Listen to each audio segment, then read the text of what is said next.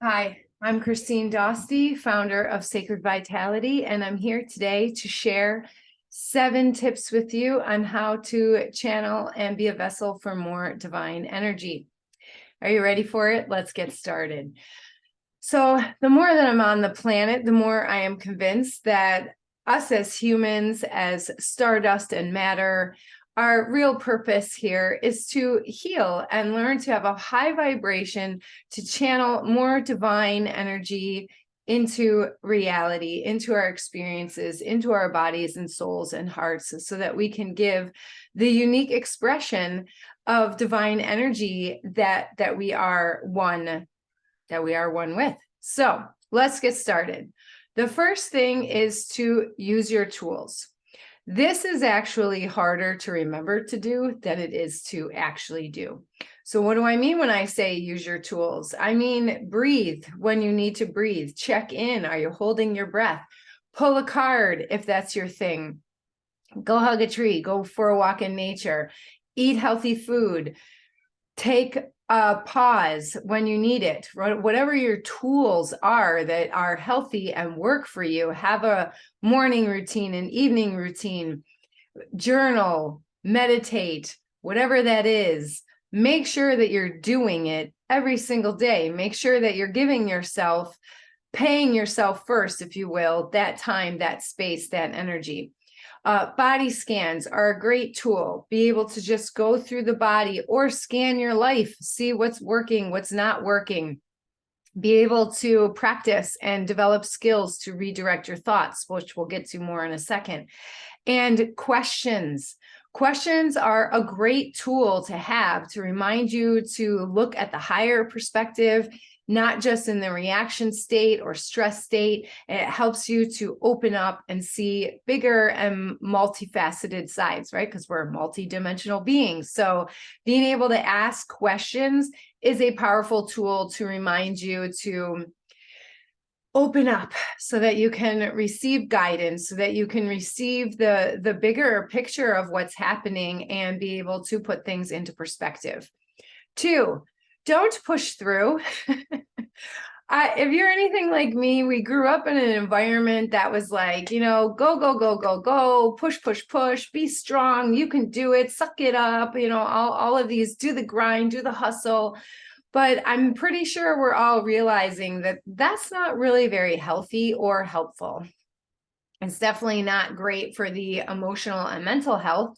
So I invite you and give you permission to release the need to do that. Release the need to push off till later your own self-care, to feel that that's selfish to take care of yourself, to continuously say things like, I'm fine, I should, I have to. Those are clues to let you know that you're maybe pushing too hard. Saying, oh, I'll take care of myself when I have time, when the kids go to bed, I'll do it later in the day, because let's be honest, we all know that that's a lie. And by the evening time, you're probably exhausted and you're not getting around to it.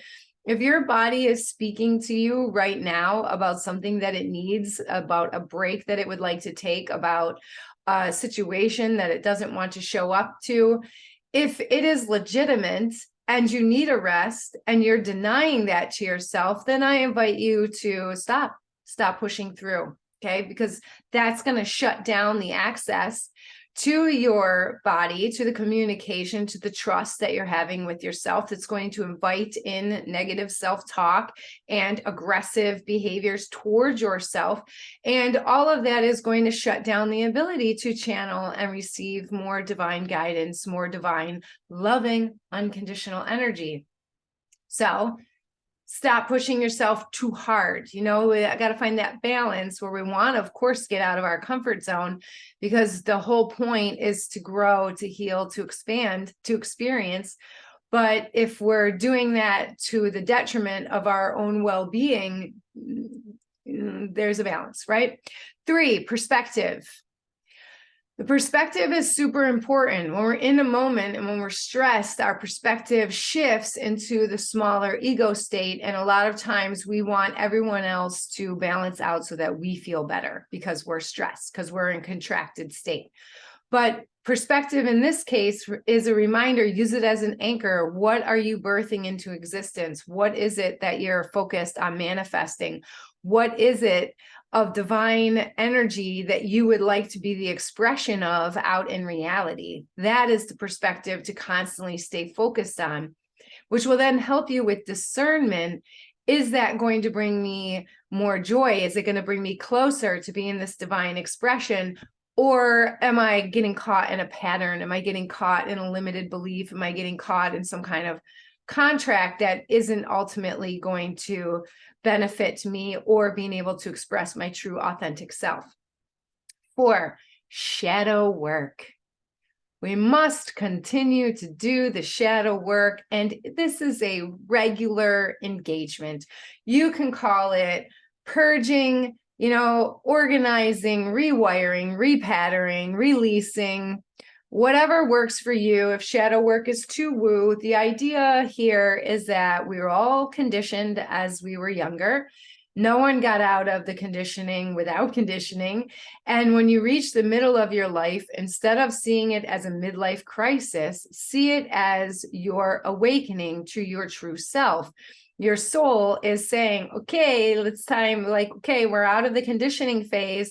And now we need to go back and see what is authentically us and what needs to be let go of, and what do we need to heal from, and what traumas and experiences do we need to detach the emotional charge so that it's not causing us suffering, so that it's not causing us to stay in ego and hide and people please and not feel worthy and all the things that become obstacles and blocks for being able to channel divine energy. Because divine energy is about love, fun, playfulness, joy, compassion, grace, space, expansion, experience, growth, right? And you can't do that if we're traumatized and being controlled by conditioning of lower vibrational thoughts and feelings and experiences that we can't seem to release ourselves from.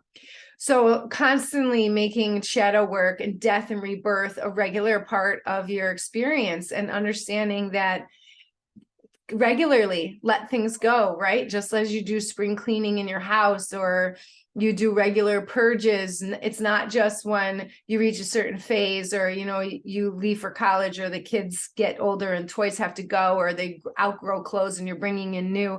Yes, we do that on a physical level. Remember to do it in an emotional level as well. 6, words are spells. We manifest our reality constantly by the words that we say. And that is also the words that we're saying to ourselves internally. So run them through the filter of integrity, meaning run it through your heart space before you say it. And I would invite you to do that before you say it, even to yourself. Make sure you're running it through the heart space, giving it some compassion, some kindness, some love, some joy, some encouragement, right?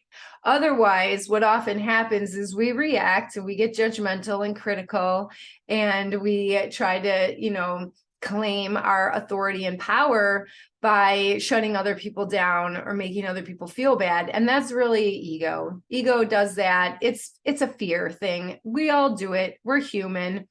But if we want to channel more divine energy and express our more unique, authentic self, we need to keep that in check. We need to pay attention and observe our words and be on top of how we're expressing manifestation power, right? So words are spells. And 7 is just to bring it all, tie it together in a nice bow, and remind you that you are a divine channel. You are, just by simply existing. And your unique self is that expression of divinity through you. And the world wants to see it. We desire it. The world wants to express itself and expand and grow. And you're here to do that. So honor that by using your skills, not pushing yourself too hard and getting into a contracted state, keeping your focus on you being a true expression of you, doing the shadow work, not being shy or afraid of it or putting it off or pushing it away, just like your self-care. And remembering that your words are spells. And when you can put all those things together, you have more capacity to channel divine love and share it, not just with yourself, but with your loved ones and those around you. So there you go. Let me know in the comments below what you think about that. Make sure you hit the subscribe button for more thoughts and philosophical musings on what is reality, what are we doing here, and how do we navigate this crazy thing we call life. So have a great day. I'll see you in the next one.